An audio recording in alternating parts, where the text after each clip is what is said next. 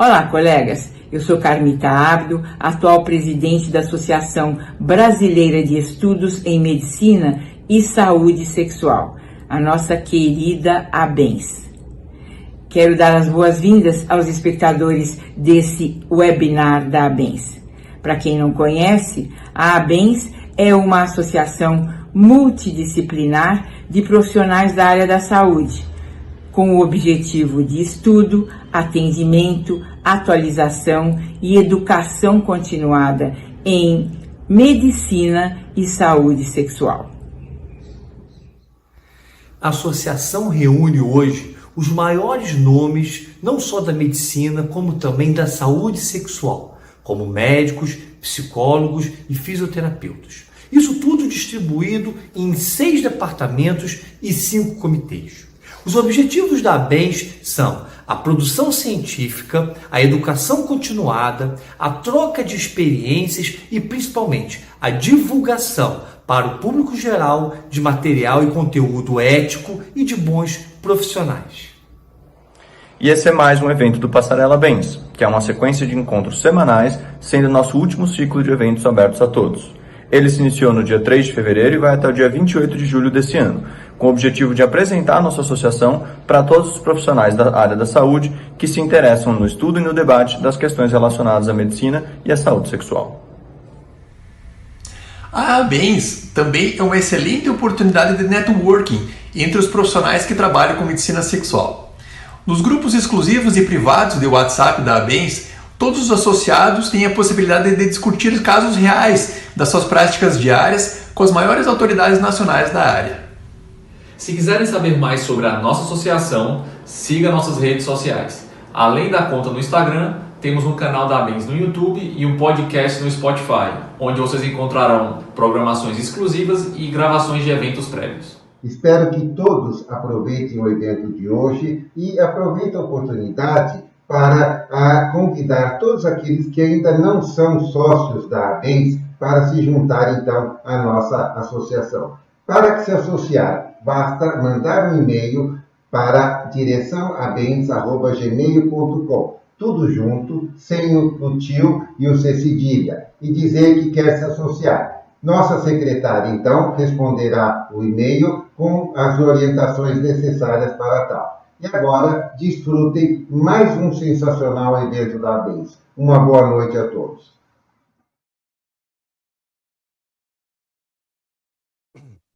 Boa noite.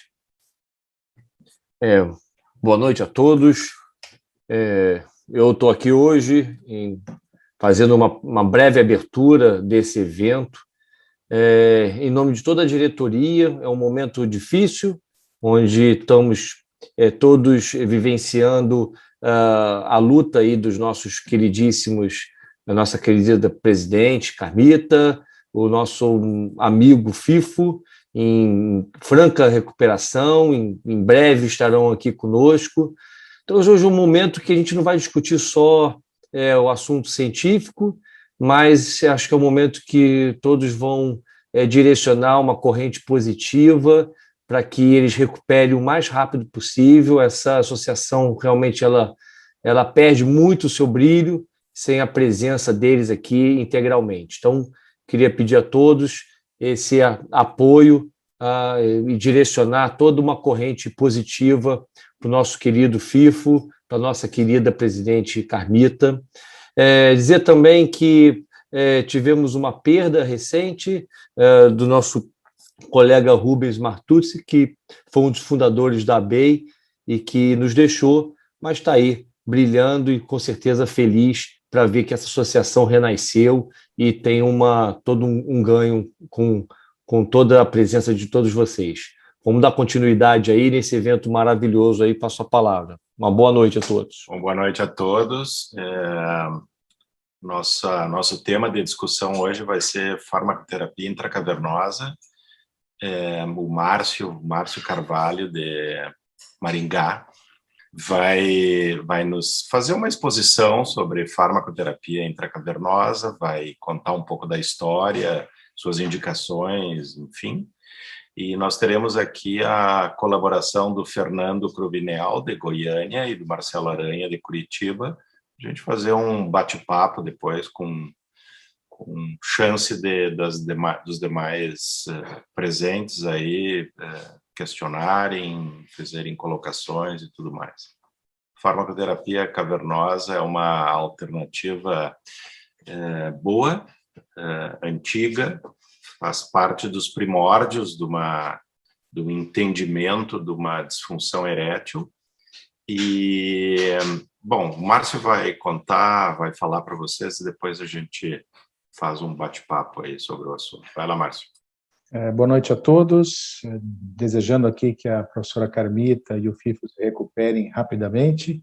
Então, vamos lá. O tema que nós vamos abordar é um tratamento que, na década de 80, já foi a primeira linha de tratamento para disfunção erétil.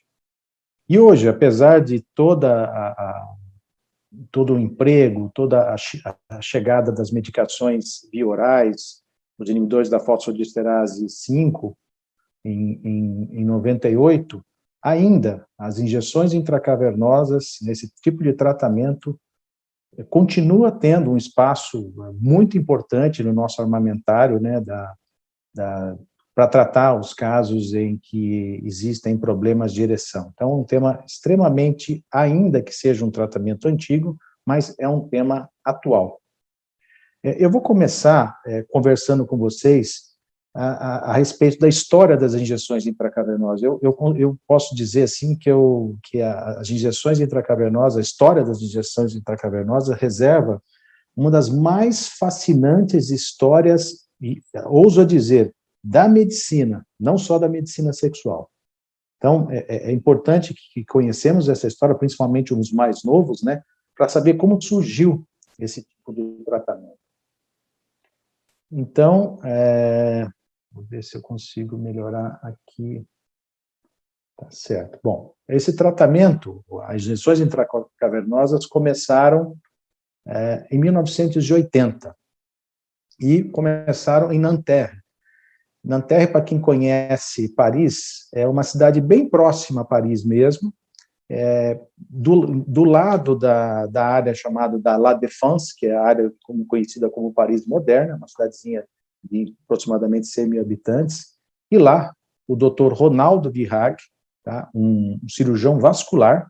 Naquela época, os cirurgiões vasculares atuavam em tratamento da impotência, que era isso que se chamava, fazendo as revascularizações penianas. E foi justamente durante uma cirurgia de revascularização peniana, o Dr. Virag fazia uma anastomose entre a artéria epigástica inferior e a veia profunda do pênis, vejam só.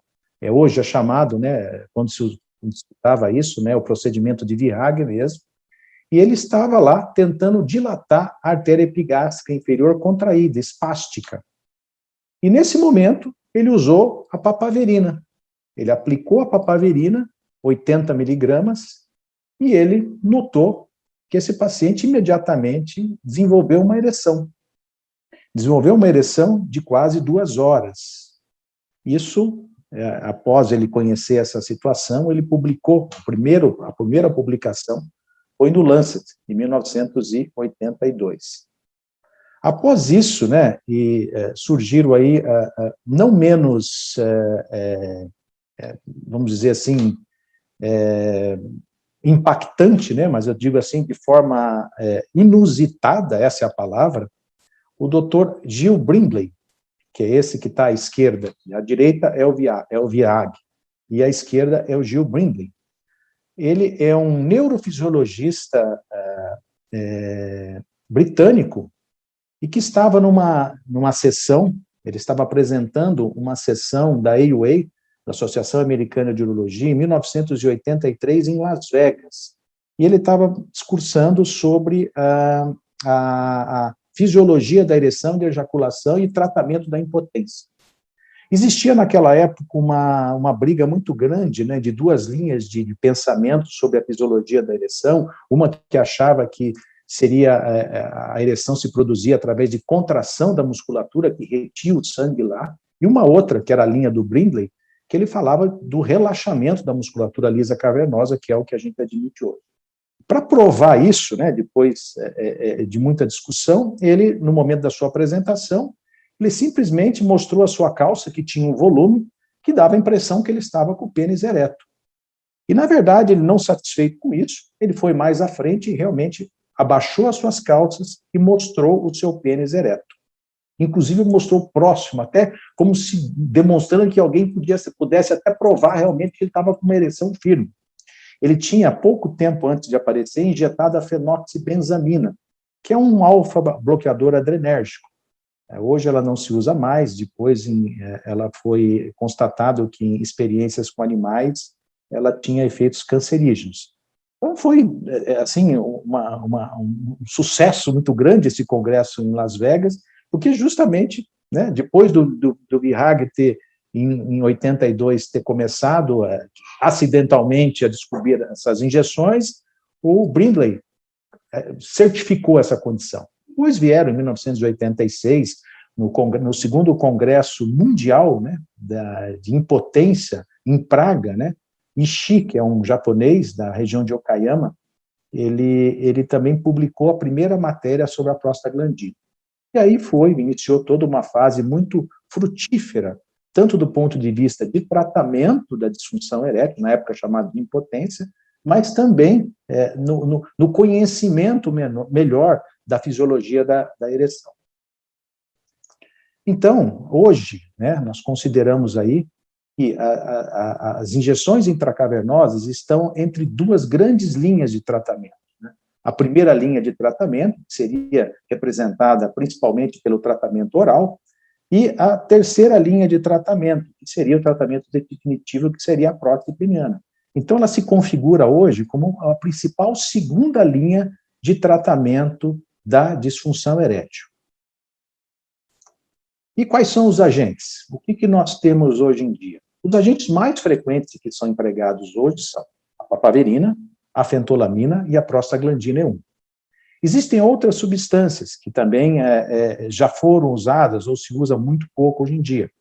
A atropina, por exemplo, é um antimuscarínico, quando usada em doses mais elevadas, ela pode aumentar a produção de óxido nítrico. Ela é usada hoje mais em associação com a fentolamina em apenas 2 países. Ela é usada só na Dinamarca e ela é usada na Oceania, na região da Nova Zelândia.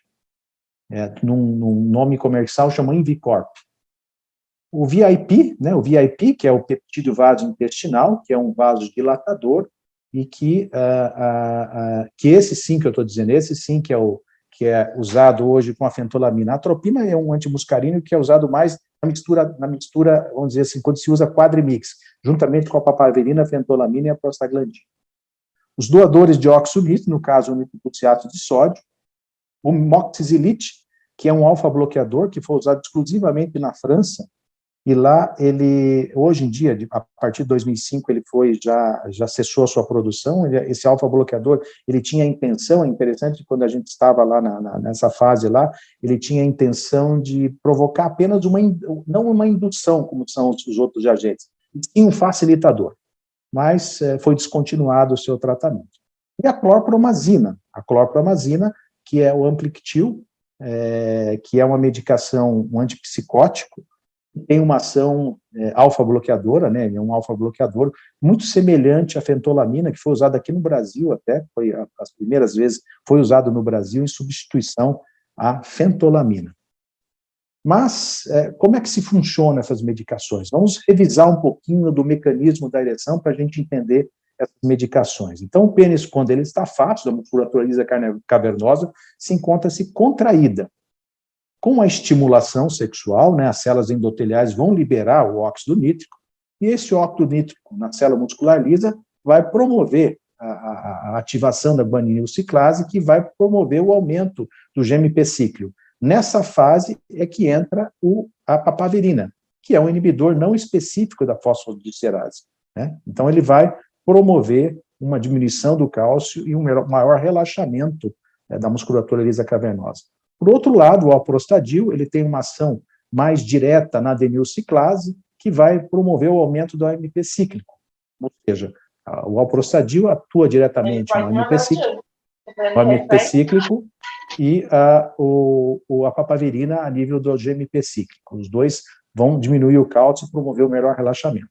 Já a fentolamina é um alfa-bloqueador adrenérgico, ele atua na membrana da célula, diminuindo a ativação dos receptores alfa-1 e alfa-2 adrenérgico, é um alfa-bloqueador não específico, né? Isso ele vai fazer uma diminuição, né? Ele vai atuar diminuindo o cálcio, né? E promovendo o maior relaxamento da musculatura lisa cavernosa. Tudo isso, né, vai fazer os sinusoides se preencherem passivamente de sangue, que vão comprimir as veias, né, da túnica subalbugínica, que vai manter uma rigidez. É assim que se processa essas medicações, a atuação dessas medicações intracavernosas. A prostaglandina. A prostaglandina E1, ela pode ser usada na dosagem de 5 até 40 microgramas, que é o que está na literatura. Ela foi a primeira injeção intracavernosa aprovada pela FDA, a primeira e a única hoje, né?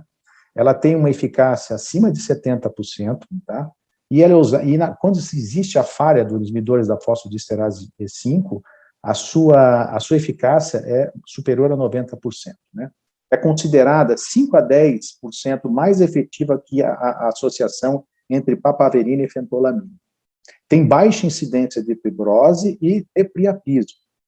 E uma situação importante que ela está associada à dor peniana, que varia de acordo com a literatura, né, com a seleção da literatura, de 7,2% até 44%.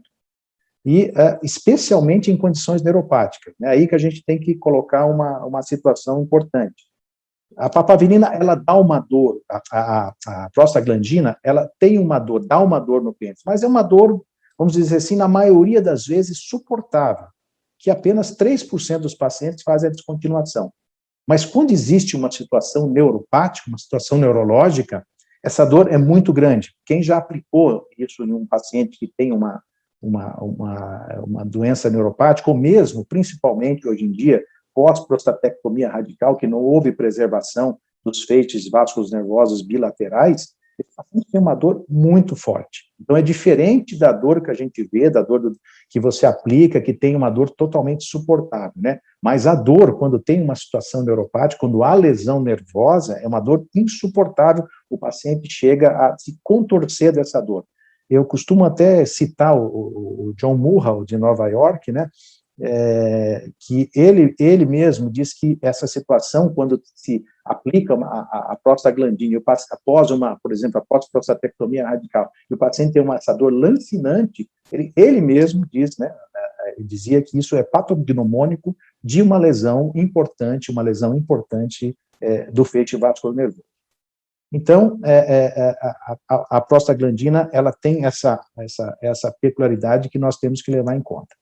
A papaverina, ela é conhecida por nós por ser um antiespasmódico, né, usado até para aumentar a circulação cerebral, mas ela é conhecida dos cirurgiões vasculares para usar em artérias, para diminuir o espasmo de artérias durante qualquer procedimento cirúrgico, né, procedimento cirúrgico envolve artérias.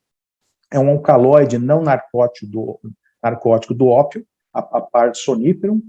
Ela é um inibidor, como nós já colocamos, não específico das fosfodiesterases, é metabolizada 90% pelo fígado e ela é considerada hepatotóxica, apesar de apenas 1,6% dos pacientes nesse trabalho apresentarem elevação das enzimas hepáticas. Ela tem uma eficácia como monoterapia de 60%, e é interessante que ela dá como falso positivo um teste urinário para drogas, ou seja, um atleta aí que esteja aí fazendo um teste para drogas, aí, né, esse teste pode dar positivo se ele estiver usando papaverina. Ela é termolábil, né, significa que ela é muito sensível a temperaturas baixas, né, por isso ela não deve ser usada em refrigerador, em geladeira. Ela deve ser estável, né? Ela é estável em temperatura ambiente, né? Não deve ser colocada como monoterapia em geladeira. Tem um pH ácido, né? E aí que se coloca, né, essa dúvida sobre um elevado índice de fibrose.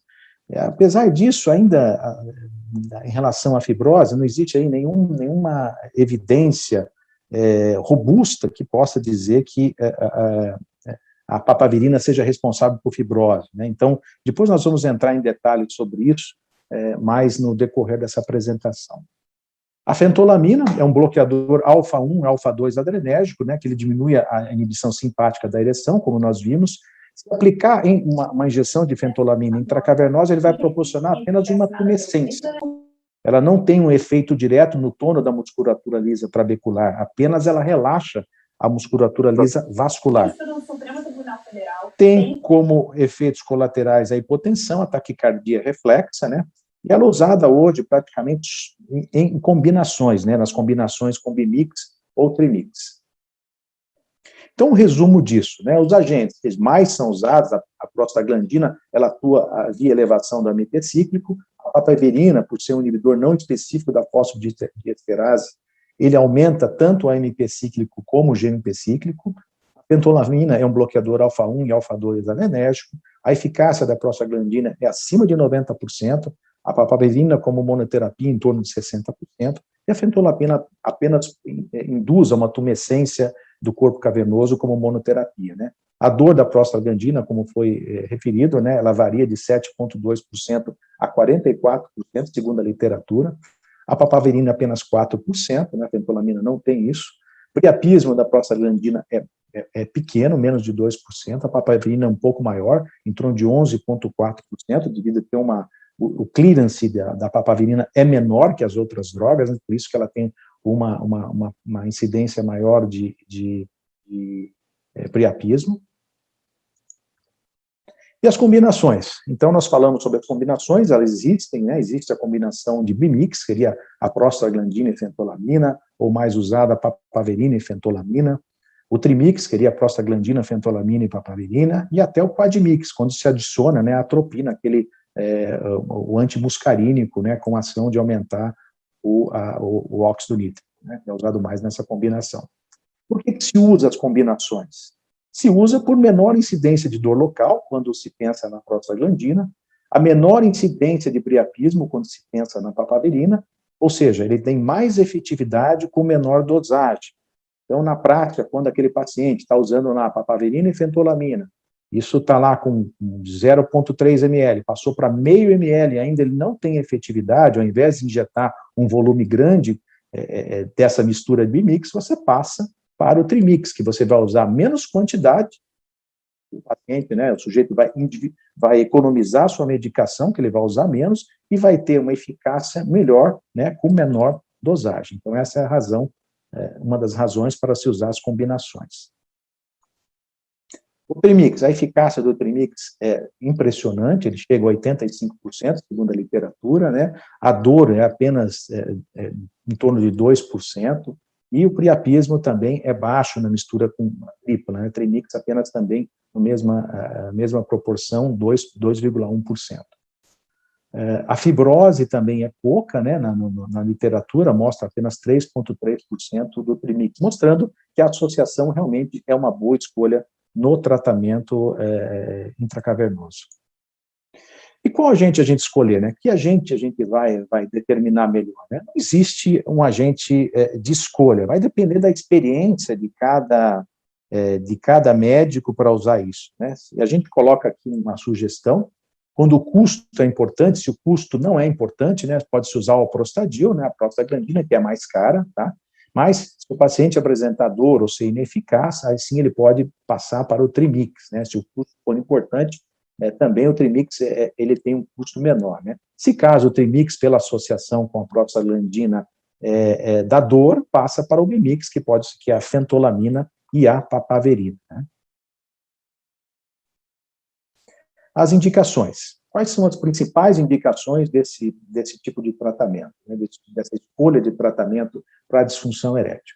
O principal dele hoje em dia, falha do tratamento oral, ou seja, ele é segunda linha. A falha com os inibidores da fosfodiesterase 5. Aí sim, as injeções podem ser usadas tanto em monoterapia, tá, ou até associadas. Usar as injeções associadas ao inibidor da fosfodiesterase 5 até com o vácuo, né? Então, é uma possibilidade, usar em monoterapia ou mesmo associada às injeções aos inibidores da fosfodiesterase. Outra indicação são as contraindicações dos inibidores da fosfodiesterase, né, o caso dos nitratos, ou mesmo intolerância aos inibidores. No caso, a gente percebe que tem alguns pacientes, por exemplo, com a tadalafila, que tem uma dor muscular, uma dor em membros inferiores muito grande, que às vezes é até proibitivo para usar essas medicações. Então, aí sim surge uma possível indicação às injeções intracavernosas.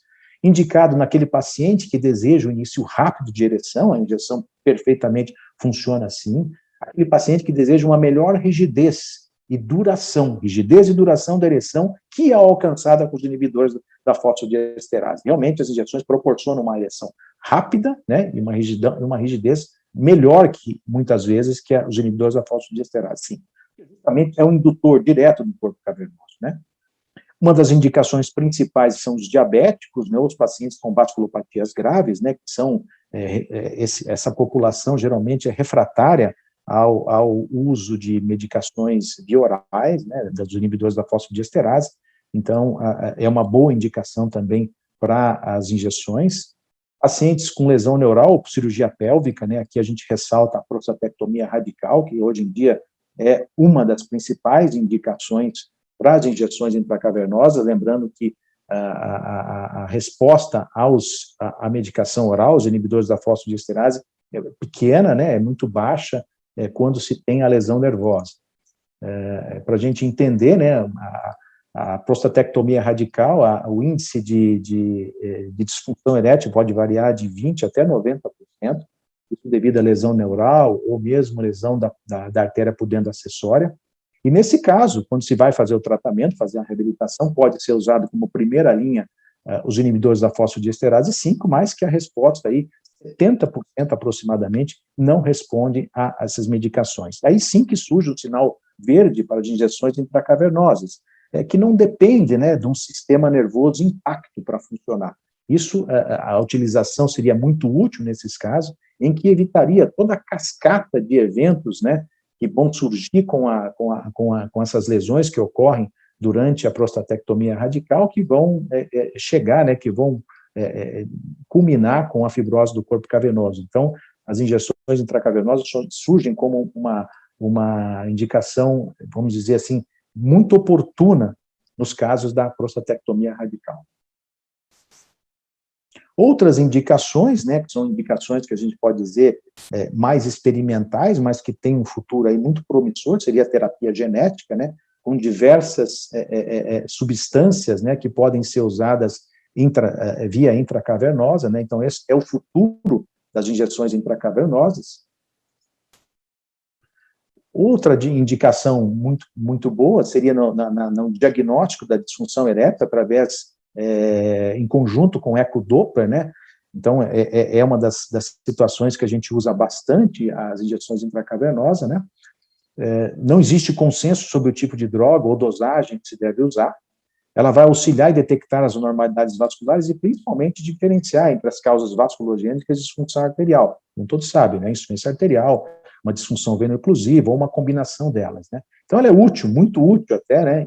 Principalmente em direcionar o tratamento para pacientes com respostas incompletas com os inibidores, aquele paciente que chega que não consegue funcionar, que não está indo bem, você pode sugerir para se fazer um ecodoppler, antes da cirurgia por doença de Peyronie, para saber se ele tem um componente já, uma disfunção erétil, que possa já indicar, caminhar para uma prótese.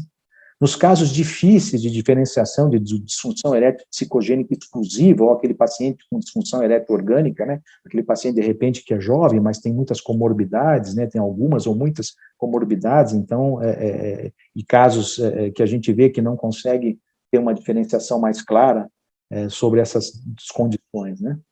E quando considerar o tratamento cirúrgico, quero fazer uma prótese, então, de repente, eu quero me certificar se realmente existe algum tipo de problema, um problema vascular, para se você poder indicar, né?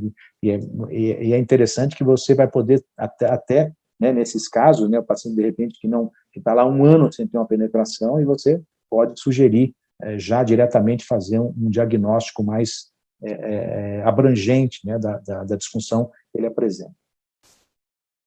E a técnica, como é que se faz isso, né? A aplicação é muito importante, saber onde aplicar, então a orientação do paciente é de extrema importância, aplicar sempre entre 9 e 11 horas, né, ou 3 e 1 hora seria o local apropriado para se aplicar.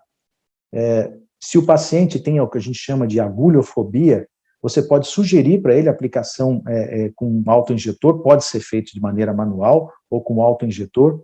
É interessante notar que quando o paciente começa a usar um autoinjetor, né, por algum tempo, ele abandona esse autoinjetor, porque ele vê que o procedimento não é um procedimento tão devastador em relação ao seu pênis, que não vai ter uma injeção que vai trazer aquele medo dele. Então, a partir dele começa a usar um autoaplicador, ele vai deixando de lado. Isso acontece frequentemente, a gente percebe isso com os pacientes. A orientação, e muito importante, é comprimir o local da aplicação, né, sempre que após fazer a injeção, para que haja uma distribuição homogênea da medicação, não fique só no local. E algumas orientações que são essenciais. Explicar para o paciente que o início, após a aplicação da injeção, tem um início de 5 a 10 minutos. O ideal é que dure entre 30 minutos e 1 hora. Não, que o paciente não mude a dose sem falar com o seu médico, ele pode fazer uma superdosagem aí, ter um problema relacionado a uma ereção prolongada.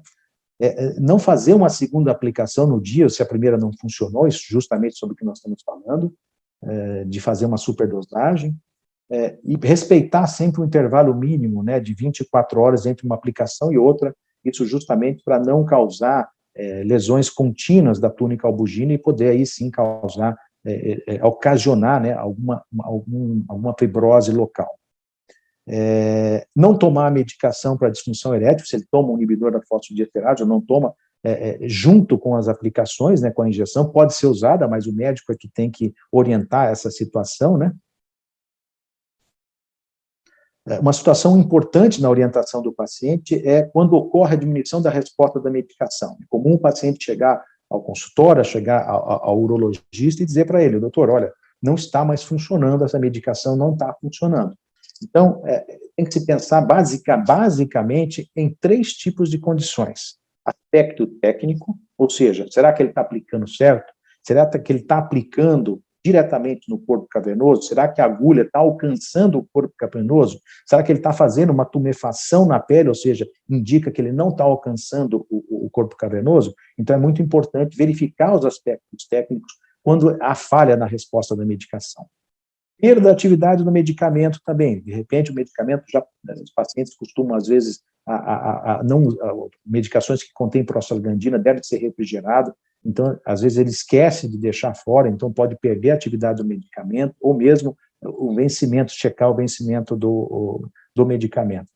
E, principalmente, o que a gente observa mais é a progressão das alterações da musculatura lisa cavernosa, especialmente o diabetes. Então, quando aquele paciente seu, diabetes, descontrolado, começa a fazer as injeções intracavernosas, não funciona nada com os inibidores da fosfodiesterase, começou a usar as injeções, de repente percebe, né, que essas injeções, que não está mais funcionando, ele chega, doutor, o remédio não funciona mais. Cheque o diabetes, cheque a glicemia desse paciente. E alterações, os aumentos consideráveis da glicemia fazem a resposta ao tratamento intracavernoso diminuir bastante. Esses são os erros mais comuns das técnicas, né? Às vezes o paciente vai aplicar, ele não chega até o corpo cavernoso, então ele aplica subcutâneo, ele pode aplicar intratunical na túnica albugínea, pode aplicar intratrabecular, né, numa trave da trabécula, né? Nesse caso, ele até percebe que o medicamento não penetra facilmente, ele tem que puxar um pouquinho para trás para sair da trabécula, né? Intraseptal pode acontecer mais raramente e até intrauretral. Então, nesses casos, existe uma técnica incorreta, né, que o prescritor, o médico, deve observar, né? A técnica correta seria, como nós indicamos, intrasinusal mesmo, entre 9 e 11 horas. Fatores fundamentais que é importante o paciente saber, né? É importante você, o médico, transmitir, né, os senhores transmitirem ao paciente. É muito importante a motivação do casal em relação a medo de injeções. O primeiro obstáculo que nós, quando indicamos esse tratamento, é o medo de injeções. Eu aplicar uma injeção no meu pênis, doutor, Então, o paciente não tem consciência disso, que apesar de não ser muito convidativo o tratamento, você aplicar uma injeção no pênis, ela é muito bem tolerada, né? E isso é a motivação que você vai colocar para o casal em relação a isso, né? Muito cuidado, como nós já referimos anteriormente, com pacientes neurogênicos ou pacientes com pós-prostatectomia radical. As doses devem ser doses menores, né, em ser inseridos. A demonstração detalhada da técnica após um teste cavernoso é muito importante que se mostre como é que aplica, onde que se aplica, 1 ou 2 vezes para o paciente, ou quantas vezes for necessário. Sempre ter em mente uma cartilha informativa mostrando as complicações, as fotos do tratamento, as fotos de como se aplica, promove uma aderência melhor ao paciente.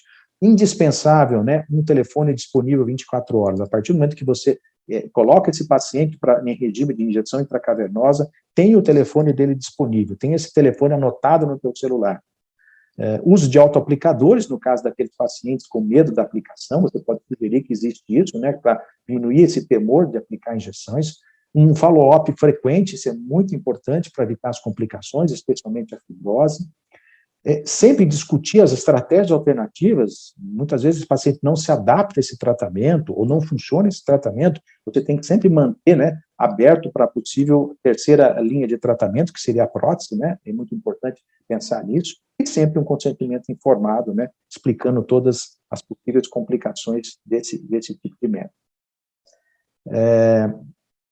As atitudes da parceira é muito importante. A gente pode ver que a parceira tem um papel muito importante no segmento, né, na aderência desses pacientes em regime de injeção intracavernosa. Então, uma atitude positiva da parceira quando o casal está junto na consulta, ela participa do tratamento, muitas vezes ela pode até aplicar isso, né, ela aproveita, né, a ereção prolongada, melhora o seu prazer, mas, infelizmente, as atitudes negativas, às vezes, até prevalecem, né? O que o paciente fala, é o seu problema, você que tem que resolver. Vislumbra, às vezes, a concorrência para o seu desempenho. Puxa vida, agora você vai ter uma ereção como essa, e eu não estou nessa onda que você, nessa vibe que você está agora. Não é natural, né? O paciente pode ver isso como não é natural, aplicar uma injeção no pênis, né? Ela, às vezes, não tem conhecimento disso, e até o receio, né, de se ele está dessa forma, começar, de repente, a desenvolver ereções, em experimentar com outra parceira. Então, tudo isso tem um impacto, né, na aderência do paciente ao tratamento. A eficácia é inegável, né, em diversos trabalhos, varia em 70% a 90%. As respostas entre as diversas medicamentos são respostas altamente positivas, né, nessa revisão de literatura comparado com a cera do Post. Post é um médico alemão, Helmut Post, que tem, vamos dizer assim, a maior série individual que ele já publicou, né, publicada na literatura, sobre as injeções intracavernosas. Então, ele demonstra aqui, olha, na prostaglandina como monoterapia, em torno de 70% de resposta positiva, em relação à papaverina, em torno de 60%, na cera do Post menor, 39%, mas a gente tem que ver que as doses são menores, e na mistura, né, no bimix, né, na papaverina e fentolamina, as respostas aí superiores a 60%. Satisfação. Então, diversos trabalhos mostram essa satisfação do paciente com esse tipo de tratamento, né? 86% recomenda a um amigo, 70% relatam melhora da vida sexual, 50% melhora o relacionamento com a parceira, 44,8% melhora a qualidade de vida e 80% melhora a confiança na relação sexual. Logicamente, aquele paciente que tem aquela ansiedade de performance, a injeção vem muito bem, né? Porque ele aplica a injeção, ele tem mais confiança com isso. Então, pode até ser que ele comece fazendo a injeção, certo? E depois, numa segunda etapa, quando ele adquiriu confiança, ele volta para as medicações via orais, né? Os preditores maiores de satisfação é a idade, né? Quanto mais idade, ele tem mais aderência, ele tem mais satisfação em relação ao paciente, é fácil de entender. Aquele paciente que tem uma parceira jovem, né? Que ele quer realmente mostrar um desempenho melhor, né? Que ele pode demonstrar através desse tratamento. E um preditor de satisfação importante são as ereções rígidas e completas. Por isso que as falhas, né, quando se faz a injeção intracavernosa, é importante ficar de olho nas respostas incompletas para poder aperfeiçoar essas ereções, ou seja, que ele tem que ter com as aplicações de ereções rígidas e completas.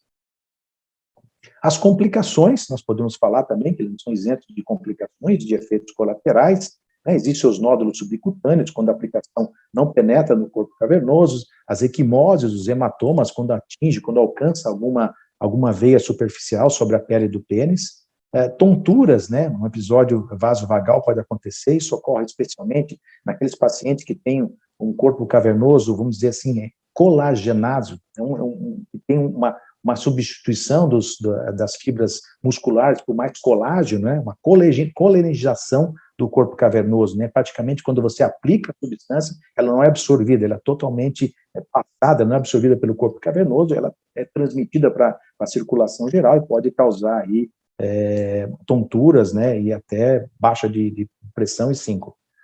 Mas as complicações mais temerárias, né? O priapismo e a fibrose cavernosa. O priapismo, né, a incidência é baixa, de 0,5% a 7%, né, a natureza é sempre isquêmica, e está muito relacionado à orientação, ao acompanhamento do paciente, porque eu volto a insistir sobre o follow-up e a orientação do paciente. Um paciente bem orientado, raramente ele vai ter esse tipo de complicação. Então é essencial a discussão pré-tratamento. Ele sempre instruir o paciente. Eu tenho lá 2 horas que eu estou em ereção, mesmo que a gente ache que isso é uma situação banal, está descrito na literatura, você pode estimular ele em banho frio, a gelo, ejacular, e até exercício físico. Existia aqui anteriormente, nós estávamos até comentando antes com o Dr. da Roça, que existia o Bricanil até, né? Nos Estados Unidos eles usam isso, até a felinefrina via oral. Então você usava lá 5 a 10 miligramas de Bricanil, né, que é um broncodilatador, para, nesses casos, 2 horas para tentar diminuir a ereção, né? Hoje, no Brasil, nós não temos essa apresentação, essas medicações hoje são associadas com outras, né? Nós não temos ela até em cápsulas, né? Sempre, com 2 horas, telefonar para o médico, instruir o paciente. O médico tem que saber, 2 horas, telefonar para o médico. Ele não deve passar de 4 horas e tem que se dirigir à emergência com, no máximo, 4 horas. É importante instruir o paciente. O priapismo, nessa condição, é como se fosse um infarto. O pênis está entrando no infarto, ele está infartando, ele vai morrer. Se o senhor não procurar a emergência em 4 horas, né? Então, ele tem que, a partir de 2 horas, já começar a se preocupar com isso, telefonar para o médico e se dirigir à emergência com, no máximo, 4 horas.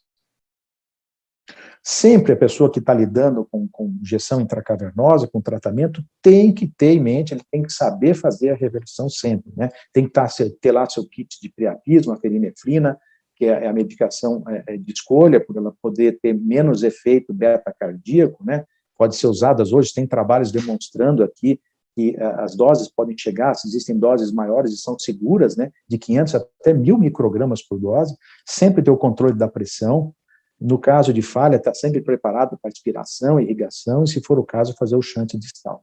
Mas aí foge um pouquinho do nosso escopo, né? Mas é importante que a gente tem que saber, ter em mente, né? Ou ter já toda a condição de tratar o priapismo para quem indica, né, um tratamento com injeção intracavernosa. A fibrose é um assunto um pouco mais complexo, né? Na literatura pode variar de 1 a 6%, mas o grande problema é que não existe uma definição sobre o que é essa fibrose. É apenas um nódulo subcutâneo? É uma placa fibrosa tunical, da túnica albugínea? Ou é uma fibrose do corpo cavernoso, o que nós definimos como uma fibrose inteira do corpo cavernoso, né? O mecanismo de fibrose do corpo cavernoso pode ser atribuído ao pH, a papaverina, por exemplo, tem um pH um pouco mais baixo, 3 a 4%, mas muito associada também ao trauma local, né? A frequência das injeções que se fazem na túnica albugínea, né? E dose dependente, no caso da papaverina, doses acima de 40 miligramas como monoterapia, pode representar um risco aí. Mas, geralmente, são mudanças estruturais menores, né? Limitadas justamente ao local da injeção. Tá? Sem efeito, que a gente pode dizer, sobre a arquitetura do corpo cavernoso.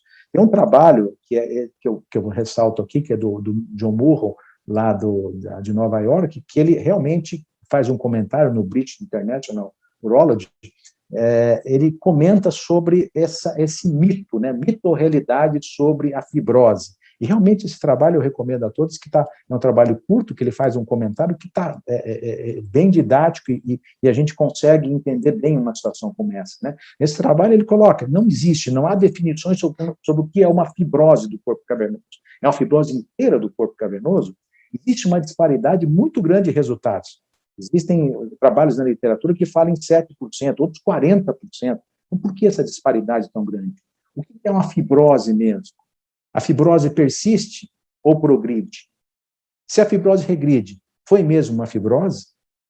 Existe uma deformidade além da fibrose? Existe um curvamento, uma curvatura peniana? O volume, o diâmetro da agulha, a técnica tem implicações? Qual é a frequência e por qual período de tempo? Então, todas essas questões ficam aí jogadas, não tem uma explicação sobre isso.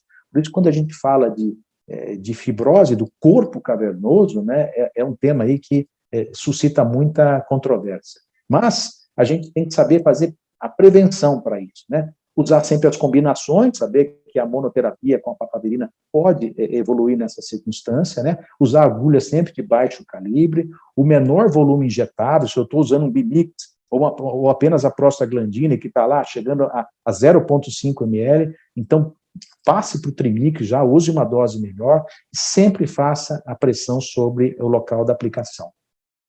Algumas precauções são importantes, né?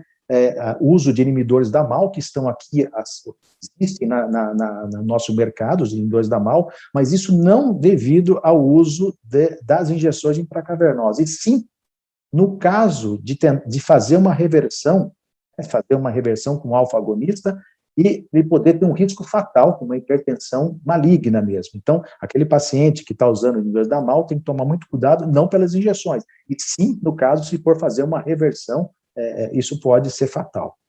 Essas são as medicações que existem no nosso mercado de inibidores da MAO. Outras precauções que nós temos que ter com o paciente em relação a indicar esse tratamento, né, aquele paciente que tem falta de coordenação motora, né, tem um Parkinson que às vezes não consegue aplicar a injeção, diminuição da acuidade visual, ele não enxerga bem, obesidade mórbida, né, então a barriga é muito grande, ele não consegue ver o seu pênis, né, nesses casos tudo pode ser superado com a parceira que pode daí sim ajudar nas aplicações, né. Uso de anticoagulantes ou pacientes com coagulopatia grave não é uma indicação absoluta, né, é uma indicação relativa apenas, uma contraindicação relativa, né. Nesses casos, né, o paciente pode usar, mas sempre orientando o paciente para comprimir o local por pelo menos 5 minutos para evitar os hematomas. E a história de priapismo tem que ser indicado com muita precaução, né, aqueles pacientes que têm história de priapismo de repetição, né, síndrome de hiperviscosidades, com anemia falciforme, policipemia, tem que se pensar muito bem se vale a pena indicar esse tipo de tratamento. Um dos problemas maiores que nós temos com esse tipo de terapia é a desistência, né? O dropout é muito alto, chega até 80% em 3 a 5 anos, né? O tempo crítico a gente coloca como 60 dias. Se o paciente, você conseguir orientar esse paciente, em 60 dias ele está habituado a fazer esse tipo de tratamento, ele está bem orientado, dificilmente ele vai desistir, tá? As causas para desistência, né, o principal mesmo é a falta de espontaneidade, né, por ser um tratamento que ele julga artificial, e, em primeiro lugar, resposta inadequada é insuficiente. Por isso que você deve orientar o paciente, a partir do momento que ele não tem uma resposta adequada, procurar já orientar, procurar fazer o aumento da dose, né, titular a dose, para que ele não desista do tratamento, porque ele vai fazer um tratamento que eu tenho que aplicar uma injeção e ainda não funciona, então não vale a pena, tá? O medo de injeções e aplicações e complicações, né, complicações, como você explica, do priapismo, pode ser algum tipo de desistência do paciente, né, paciente que tem hematoma, de repente tem dor, né, ereções dolorosas, né, a idade entre 25 e 40 anos, né, quanto o paciente mais jovem, né, a chance dele desistir do tratamento é maior. A armazenagem é um fator também que pode impactar na utilização desse tipo de tratamento, por exemplo, a prostaglandina precisa ou qualquer mistura que tem prostaglandina precisa estar na geladeira, então se ele vai viajar, ele precisa levar um isoporzinho, então isso pode causar alguns transtornos, né. A melhora das ereções espontâneas, apesar disso ser uma excelente situação, mas isso não acontece com frequência, né, 1 a 2% dos pacientes só que melhoram das ereções espontâneas com o uso das injeções. O custo, às vezes, pode ser proibitivo para alguns pacientes, né? Insatisfação, perda ou oposição da parceira. Então, a parceira tem aí uma influência, como nós já colocamos anteriormente, muito importante. A satisfação desse tratamento, ela é elevada, a maioria dos trabalhos da literatura mostram uma satisfação muito grande dos pacientes, né, que variam aí de 78% até mais de 90%, então a satisfação é comprovada se o paciente bem orientado tem uma satisfação realmente, juntamente com a sua parceira, realmente importante, né, com níveis aí, com índices elevados de satisfação.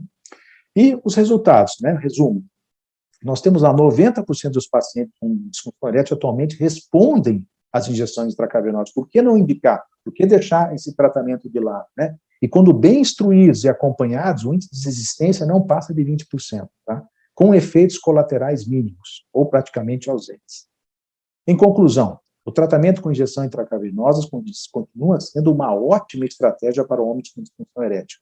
Permite excelente rigidez, boa espontaneidade e grande satisfação do paciente e da sua parceira.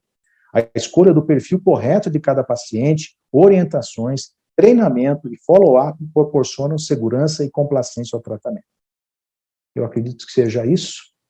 Eu vou parar aqui de compartilhar a tela e aí aguardamos, aí ficamos disponíveis para a discussão.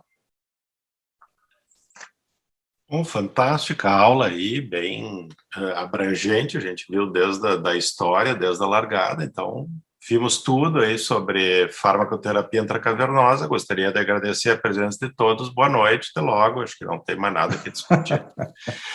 Fernando, qual é o argumento, qual é o truque que tu usa para manter os pacientes em farmacoterapia? Porque na verdade, o paciente novo, quando começa a usar, primeiro a gente precisa um grau de convencimento, né? Que o cara vai ter que deixar medicação na geladeira, vai ter que fazer uma espetada antes de começar jogos amorosos e tudo mais, ele eventualmente vai ter dor. Então, assim, qual é o truque que tu usa para manter pacientes em farmacoterapia, injeção intracavernosa? Então, da Rosa, o Márcio deixou a nossa tarefa até um pouco mais fácil, né? Usando até os dados apresentados aqui, tem um certo paradoxo quando a gente vê, né, oferece para um paciente uma droga que tem uma taxa de sucesso de 90%, um grau de satisfação de 80%, mas que a adesão, às vezes, é menor do que 1/3. Isso a gente está falando a curto e médio prazo. Então, parece que tem alguma coisa de errado aí, né? E a gente, justamente, corrige isso com a educação, a informação do paciente. Então, nós, como, né, profissionais focados em saúde sexual, a gente se dedica, né, e tem um espaço melhor para isso. E o que a gente usa, você vê a aula do Márcio aqui, foi pautada muito mais em cuidados, em educação, em detalhes técnicos, até do que dose, coisa que a gente nem discutiu ainda. Então é justamente aí que a gente vai fazer o paciente aderir, nesses maiores cuidados com, primeiro, eu mesmo, né, perguntando o que eu faço. Quando a gente chega nessa segunda linha de tratamento, eu não, vamos dizer, eu não prescrevo injeção intracavernosa. Eu convido esse paciente para uma sessão de aplicação, um teste de ereção no consultório. E nesse teste a gente vai usar todo esse contexto abordado, né? Ensinar para ele técnica, ensinar para ele que, apesar de que, né, homem tem uma tolerância muito pequena à dor, se bem feito, ele não vai sentir dor. Eu, pessoalmente, não advogo muito esses autoinjetores, justamente porque a gente não sabe se tecnicamente a droga está chegando no local certo, se ele está mantido, né, nessa posição correta. Acho que com essa informação, com esse cuidado, a gente consegue que o paciente use desde o começo a agulha, né? Então, é ter o tempo, é ter recursos, né, recursos materiais, visuais, né? Eu tenho, então, até um modelo aqui, uso a injeção. Então, nisso, eu consigo explicar para o paciente, olha, o local é este, a profundidade é essa, E após toda essa informação, a gente parte para a prática, né, que é o teste de dose. E uma outra coisa importante é que a gente tem um contexto de um paciente que já tem uma certa angústia. Por quê? Nós estamos falando aqui de uma segunda linha. Então, ele já passou por todo aquele contexto, provavelmente, né, da primeira linha. Então, a gente tem que facilitar a experiência dele. Outra coisa que eu também não faço muito é o uso do alprostadil do Caberget comercial. Justamente porque é um medicamento mais caro, nem sempre ele está disponível. No meu contexto, isso que eu estou falando de uma capital, Goiânia, imagino que nas outras cidades, até maiores, também existe essa dificuldade. Então, eu tenho a droga no consultório, e isso aí eu facilito a entrada do paciente nesse contexto da ingestão intracavernosa.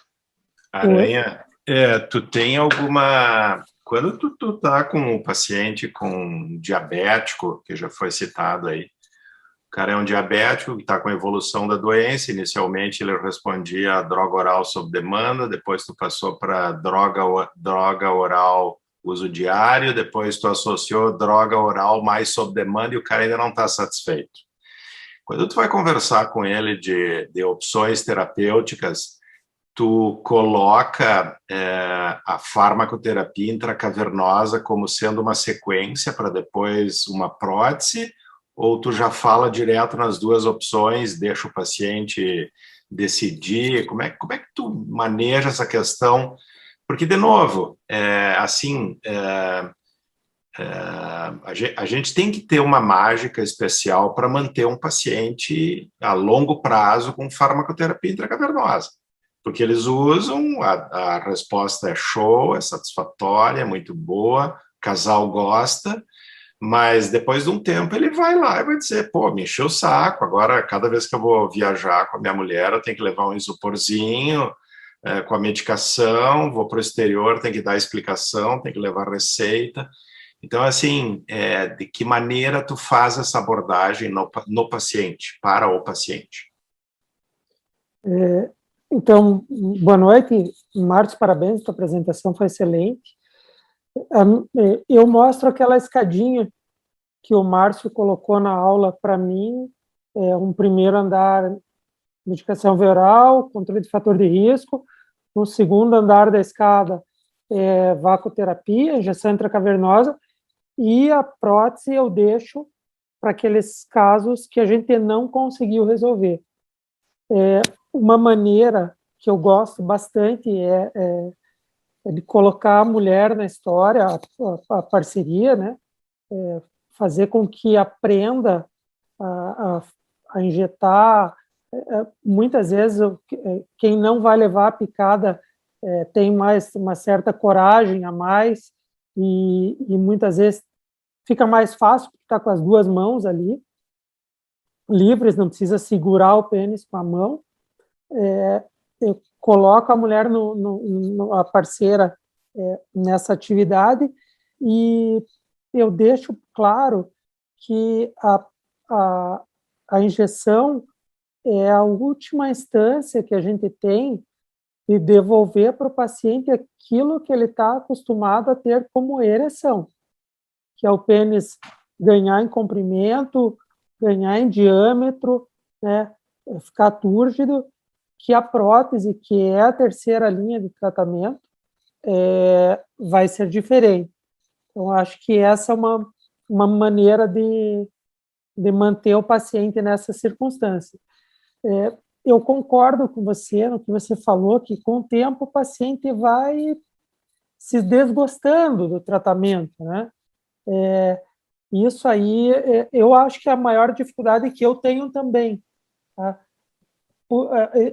Eu acredito que por isso que alguns dos pacientes meus ou de outros colegas acabam vindo para colocar a prótese já em função disso.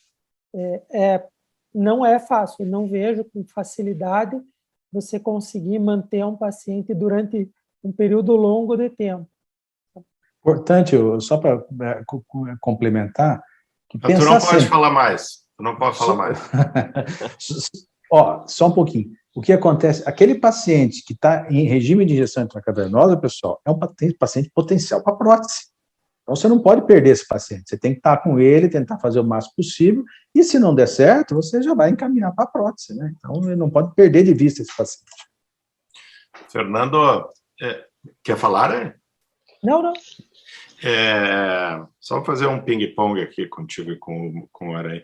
Assim, ó, salvo raríssimas exceções, a gente não investiga mais. De novo, vocês não eram nascidos ainda, o Ronaldo, os caras mais velhos aqui, a gente investigava disfunção erétil, tá? Hoje a gente não investiga disfunção erétil, a gente vai investigar, vai fazer algum exame, alguma coisa, e algum paciente que tu esperava uma resposta e que não está tendo a resposta adequada, então tu vai investigar para tentar entender o que está acontecendo. Mas considerando uma evolução natural, vou de novo com o paciente diabético, o cara começou a apresentar disfunção erétil, tu entrou na primeira linha de tratamento, esgotou toda a primeira linha, já fez modificação, ajustou o diabetes, já fez tudo, droga oral, tudo, o cara ainda não está com uma resposta satisfatória. Tu faz direto um TEF no consultório e já sai orientando, isso não ficou bem claro para mim, e já sai orientando a farmacoterapia intracavernosa, ou tu manda esse paciente fazer um Doppler, porque na verdade tu não sabe ainda bem como é que está o fator vascular dele. Então tu manda fazer um Doppler antes para já ter assim uma ideia do que esperar para poder falar e para indicar uma farmacoterapia intracavernosa? Eu começaram aí, sua vez. Eu já indico a farmacoterapia intracavernosa, eu explico como funciona tudo e proponho o tratamento. Como o Fernando falou, eu proponho a entrada dele, ofereço a ele uma forma de tratamento. Tá? Nesse momento, é legal o Doppler, é interessante, sim, para a gente ter um dado mais objetivo da hemodinâmica desse pênis, mas não vejo como essencial. Na minha opinião, a gente pode começar explicando e passando a terapia para esse paciente nesse momento. Só um pouquinho, Fernando. Aranha, e se esse paciente tu orientou, tu fez um TEF no consultório, o cara não teve ereção, mas tu diz, bom, isso não quer dizer nada, aqui tem primeira vez, teve a dor, teve o fator ansiogênico e tudo mais, o senhor vai para casa e vai testar aí mais 10 vezes. O cara voltou com 10 vezes, tu ainda acha que ele não tem, tu já vai passar para mais um degrau, daí tu regride, vai para um Doppler, ver se ele tem fator vascular íntegro, para tentar entender se o cara injetou certo, injetou errado. Eu vou procurar entender a maneira com que ele fez essas 10 aplicações.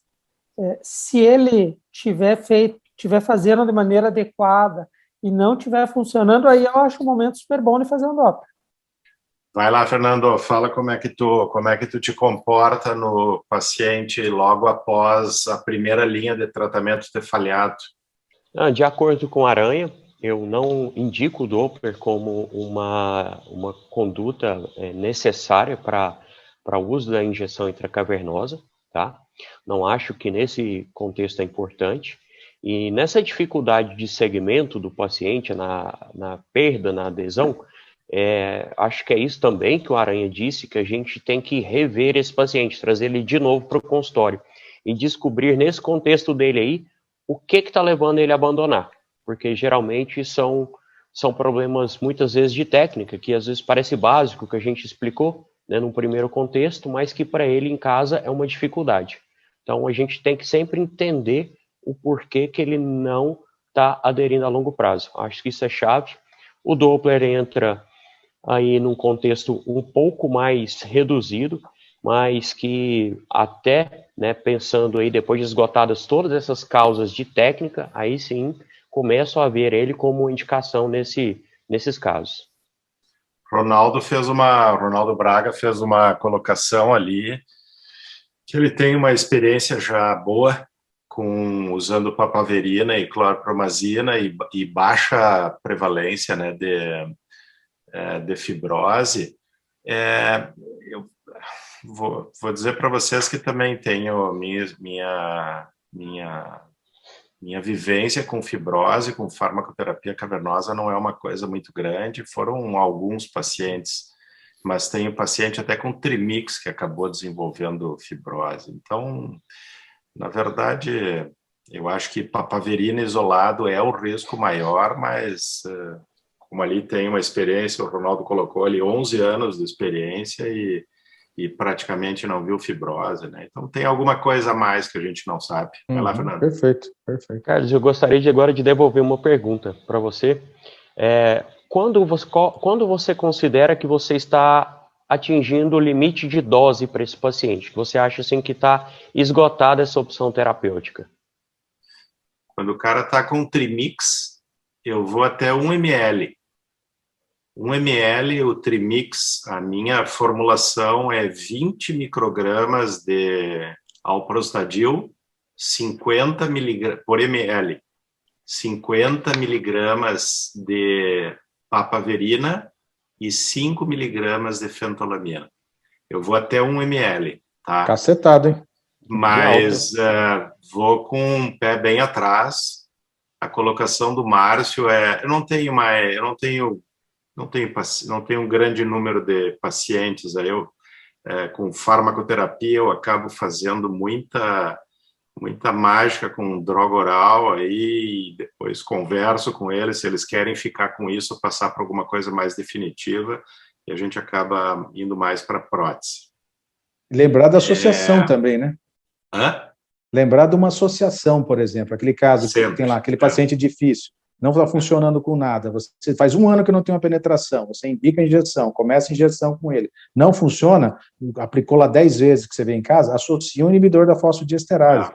Né? Pode associar o inibidor contínuo, faz lá uma tadalafila, 10 miligramas por dia, junto com as injeções, né? E até pode fazer junto, um pouco antes, com um sildenafil, né? Se o paciente não tiver nenhum tipo de problema de hipotensão, né? É uma opção que tem.